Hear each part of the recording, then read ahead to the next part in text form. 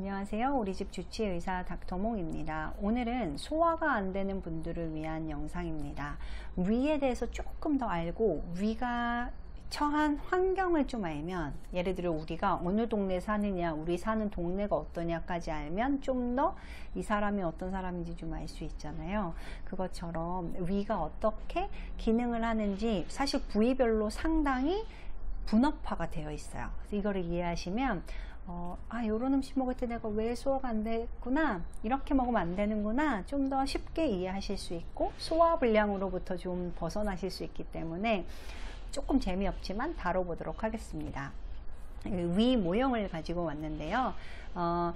이 부분이 이제 식도에서 들어가는 부분입니다. 그래서 여기를 분문이라고 해요. 우리로 치면은 입구죠. 문을 열고 들어가는, 이 문을 열면 음식물이 이제 위로 들어가게 되고요. 그 다음에 여기가 위 상부예요. 가장 첫 시작하는 상부, 중부, 하부가 있는데요. 이 상부에는 기저부라고 해서 이거보다 훨씬 많이 늘어날 수 있게 해줘요. 음식이 들어왔을 때. 그리고 이 중부에서 소화액과 음식이 적절히, 위산과 적절히 섞이고, 이 아랫부분에서 멸치나 깍두기, 뭐 아주 딱딱한 음식도 마구마구 쪽에서 모래알처럼 다 뽀개서 아주 부드럽게 만들 수 있어요. 그리고 요 부분이 되게 중요한데요. 유문이라는 출구 문이 있습니다. 이 분문, 입구와 유문, 출구는 근육으로 되어 있어요. 관략근, 우리 항문의 근육 같은 거예요. 힘을 줬다 뺐다 줬다 뺐다 할 수 있어요. 그래서 여기 분문에 이 관략근이 어렸을 때 한 10대에는 이제 돌아갈 수 없는 나이지만 10대에는 누워서 밥을 먹어도 역류되지 않습니다. 아주 정말 힘이 좋아서요. 꽉 조여서 뭔가 위산이 만들어지는 상황이 되면 꽉 조여서 절대 위로 올라가지 않게, 역류되지 않게 해요. 근데 여러분들이 이제 비만하게 되거나 야식 폭식하거나 하면 이 관략근, 얘도 근육이라서 운동을 좀 안 하게 되거나 말씀처럼 비만하게 되거나 아니면 계속 여기를 늘 음식이 있으면 어떡합니까? 계속 여기를 힘주고 있을 수는 없잖아요. 우리도 그것처럼 얘네도 약간 점점 지쳐갑니다. 그래서 역류가 돼요. 그래서 역류성 식도염이 생깁니다. 20, 30대 역류성 식도염 환자는 대부분 야식과 폭식을 많이 하셨던 분들이고요. 포인트는 약을 먹고 좋아져도 이 관략근의 기능 자체는 이미 많이 기능이 소실되었기 때문에 그 다음부터는 야식 폭식 안 해도 역류성 식도염은 낫지 않습니다. 불편할 때 약을 드셔서 증상을 개선하는 정도가 되고요. 또 그 다음부터는 자기 전에 물만 먹고 누워도 역류가 돼요. 그래서 이 기능이 상당히 중요하고, 아까 말씀드린 대로 얘는 관략근이잖아요. 그 다음에 얘 주변으로 횡격막이라는 또 호흡에 관여하는 중요한 근육이 있어요. 얘도 근육이라서 상체 운동을 많이 하시면 이 횡격막 근육이 좋아지고 이 관략근도 좋아져서 역류성 식도염이 많이 개선될 수 있습니다. 이 횡격막, 지금 보이진 않지만요, 횡격막을 기능을 좋게 하는 방법이 복식호흡이라고 해요. 복식호흡, 이제 다른 유튜브 찾아보시면 되는데 복식호흡 하는 방법 있습니다. 복식호흡의 개념은, 원래 우리 몸은 폐로 숨을 쉬는데 폐를 충분히 늘려서 숨을 넣고 불어넣고 그 상태에서 배도 고플려서 거기까지 넣는 거예요. 그리고 조금씩 빼는 거죠. 그래서 횡격막을 많이 자극할 수 있습니다. 횡격막이 튼튼해지면 자연적으로 이 주변에 싸고 있는 근육이기 때문에 관략근이 기능이 없더라도 우리 몸이 왜 허리 아플 때 복대 차면 편하잖아요. 그것처럼 그 기능 할 수 있으니까 역류성 식도염으로 고생하시는 분이면 평상시에 복식호흡 하시면 너무 좋고요. 이게 또 장점이 뭐냐면, 복식호흡을 하시면 부교감 신경이 항진됩니다. 마음이 편해지는 거고 위산의 기능을 좋게 해주고 소화를 도와주는 신경이에요. 그래서 복식호흡 하면 이거 기능도 좋아질 뿐만 아니라 소화 자체도 잘 됩니다. 반대는 스트레스 받거나 담배 태우시거나 아니면 잠을 잘 못 자거나 이러면 교감신경이 항진이 되고요. 이때는 위산이 잘 나오지 않거나 나오더라도 기능이 되게 떨어져 있습니다. 그래서 항상 신경 쓰고 예민한 분들은 소화가 될 리가 없어요. 그래서 조금 마음을 편안하게 해야 되는데, 이거는 내가 편안하게 해야지 한다고 되는 게 아니고, 그런 분들에게 좋은 건 부교감 신경을 항진시켜 줄 수 있는 복식호흡이 도움이 됩니다. 또 그 다음 이 기저부예요. 기저부는 음식이 들어왔을 때에 이제 이 위가 사실 이렇게 딱 서 있지 않고요, 약간 누워 있거든요. 그래서 이 음식이 들어왔을 때 뒤 아래쪽으로 이렇게 주머니가 늘어나면서 음식물을 이렇게 담고 있다가 필요한 만큼 소화할 수 있는 만큼씩 위 아래쪽으로 내려보내는 역할을 합니다. 그러니까 이 부분이 잘 늘어나지 않는 분들은 뭘 먹으면 탁 얹힌 느낌이 들어요. 어떤 분들이냐, 제가 늘 말하는 구부정한 분들이에요. 왜냐하면 횡격막에 눌려서, 갈비뼈에 눌려서 우리가 이 위가 사는 주변에 집이 너무 좁은 거예요. 그러면 얘가 충분히 늘어날 수 있어도 못 늘어납니다. 그래서 뭔가 얹힌 느낌이 들죠. 주의하셔야 되고, 이런 분들은 먹을 때 자세를 바르게 한다거나 평상시에 여기를 잘 늘릴 수 있는 운동을 좀 하시는 게 좋고, 또 그런 분들 만져보면 명치도 되게 딱딱하게 근육이 뭉쳐 있는 분들 많이 계세요. 그래서 이런 분들은 등 스트레칭, 폼롤러를 이용해서 등 스트레칭도 해주고, 이 부분 명치 부분을 손으로 눌러주는 지압 마사지 하는 것도 도움이 됩니다.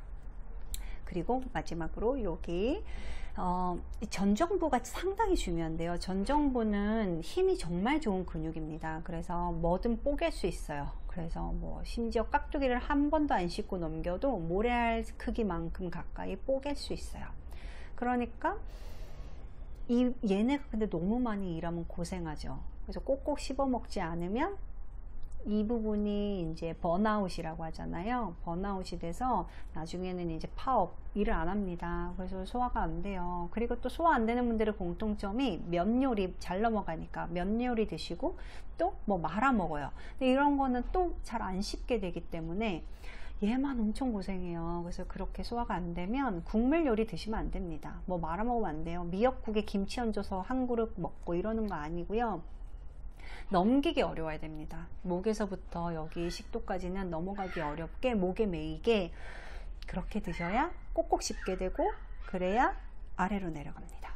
여기 마지막 이 유문은 출구예요. 음식의 속도 조절을 이제 담당하죠. 그래서 이 부분의 기능이 떨어지기는 쉽지 않은데요. 항상 말씀드린 것처럼 너무 국물을 드시거나, 아니면 밀가루가 많은 음식을 드시거나, 아니면 탄수화물 위주로 된 식사를 하면 음식물이 나도 모르게 빨리 내려가서 얘도 관략근이라고 했잖아요. 기능이 떨어지면 그냥 빨리 내려보내요.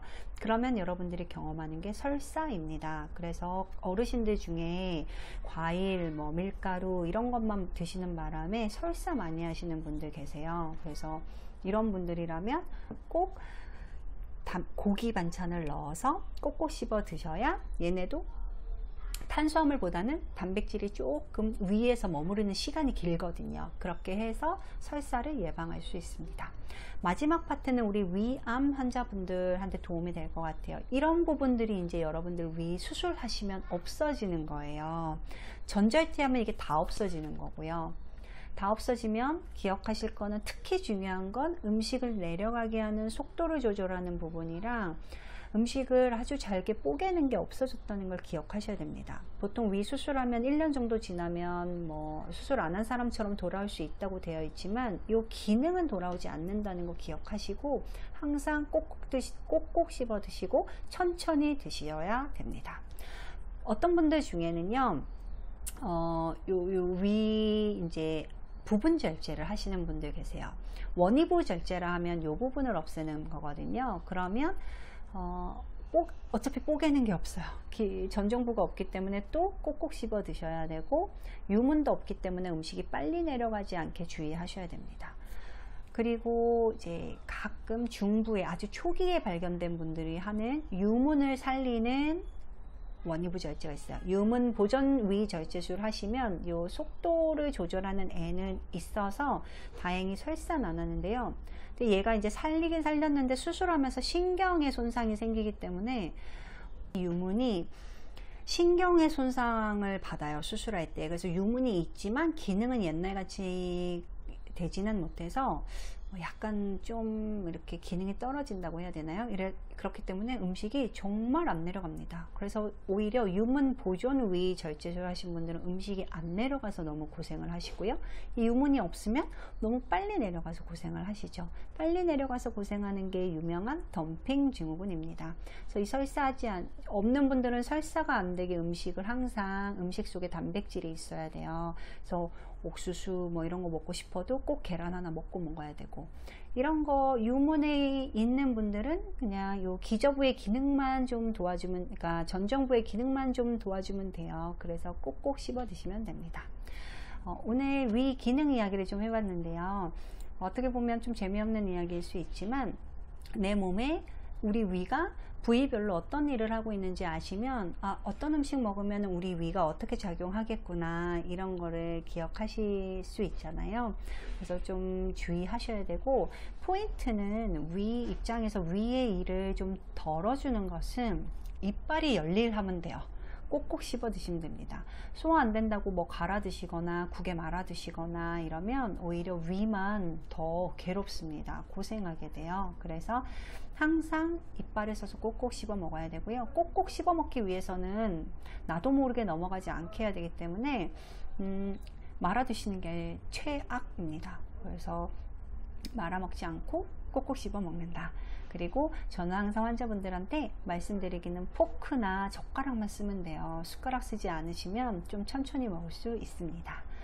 오늘 이제 조금 원론적인 이야기였지만 위 기능에 대해서 공부를 했으니까요. 생각하면서 우리 소화를 좀 도와주는 입이 되기를 바랍니다. 네, 감사합니다. 지금까지 가정의학 전문의 이경실이었습니다.